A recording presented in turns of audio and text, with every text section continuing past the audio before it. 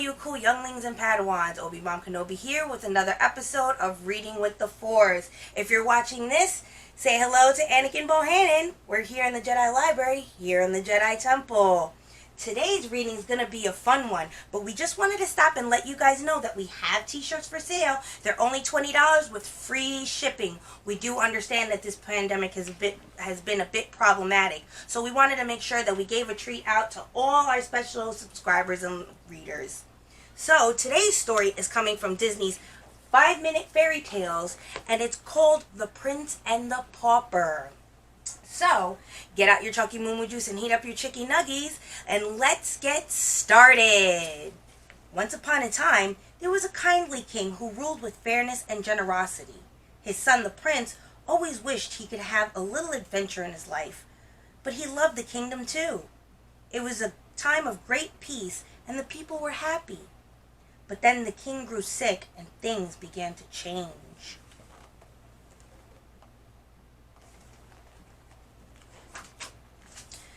The greedy leader of the king's guard, Captain Pete, saw this as a chance to get rich. Every day he and his soldiers took food and money from the people. One cold morning, a peasant named Mickey watched the guard's coach drive by. Mickey's dog Pluto spotted some sausages dangling from the back of their coach and hungrily chased after them. "Stop!" Mickey shouted, but it was too late. Pluto disappeared behind the palace gates. Mickey asked the palace guard if he could go inside to get Pluto. The guard was about to say no when he got a good look at the pauper's face. "Your Highness!" he exclaimed, waving him right in. Meanwhile, inside the palace, the prince and his valet Donald were amusing themselves during a boring history lesson by teasing each other. The tutor was about to scold Donald and the prince when they heard a noise outside. The prince ran to the window and looked down. Captain Pete was holding a bag with someone inside. Mickey. Pete had found Mickey wandering around, but he didn't mistake Mickey for the prince. The prince called to Pete and ordered him to send Mickey inside. Pete did as he was told, but the pauper got lost inside the palace. The next thing Mickey knew, clang! He bumped into a suit of armor. The helmet fell off and landed on his head. Just then the prince entered the hall, and the helmet fell onto his head too. The prince and the pauper stumbled around blindly until, bang! They crashed into each other. Slowly they lifted their helmets. "You look just like me," they shouted at the same time. This was just the chance the prince had been waiting for. Now he could leave the boring palace and no one would know. He asked Mickey to trade places with him. To Mickey, the idea of living like a prince sounded amazing.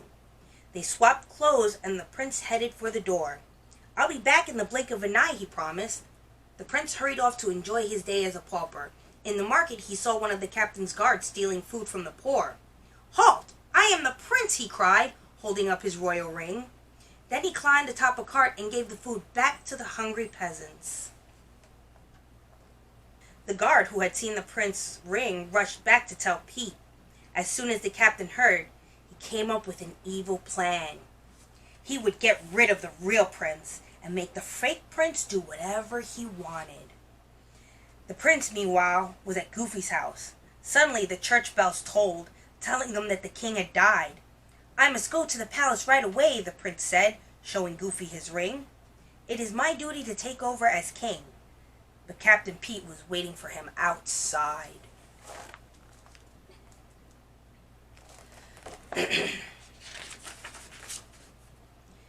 Pete's guards captured the prince and tossed him in the castle dungeon with Donald.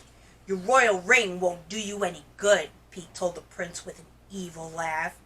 "As soon as the pauper is crowned king, I shall unmask him as an imposter and rule the kingdom myself." But as soon as Captain Pete left, a strange-looking guard came to the dungeon door. It was Goofy. He slipped by the real guard and unlocked the cell. Donald, Goofy, and the prince fled.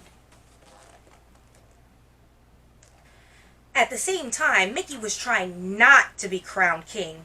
He had figured out Captain Pete's plan. "I'm the prince, so whatever I order must be done, right?" he said. The man in charge nodded, and Mickey ordered the guards to seize Pete. But Pete was ready. "He's not the prince," he yelled. "He's an imposter. Seize him! I I'm not an imposter, though, came a voice from the balcony above. It was the real prince. Everyone gasped and looked up as the prince swung to the ground on a chandelier. The evil captain was arrested, and the prince was crowned king.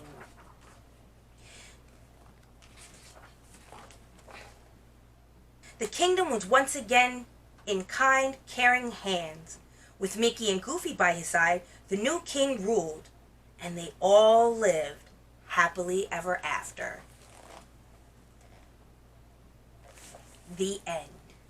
It just goes to show with the lesson in this story that sometimes you have to put yourselves in the shoes of other people to understand how much easier it is to be yourself. Life may not be easy, but it's definitely well worth it.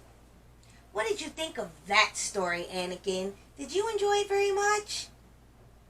I sure enjoyed it very much. Did you enjoy your chocky moo moo juice and your chickie nuggies? Of course! I hope you guys enjoyed your chickie nuggies too. I hope to see you here at the Jedi Library in the Jedi Temple Monday through Fridays, Eastern Standard Time, Monday through Fridays. Don't forget to pick up a t-shirt for only $20, free shipping. I'm Obi-Wan Kenobi, and this is Anakin Bohannon saying, may the Force be with you.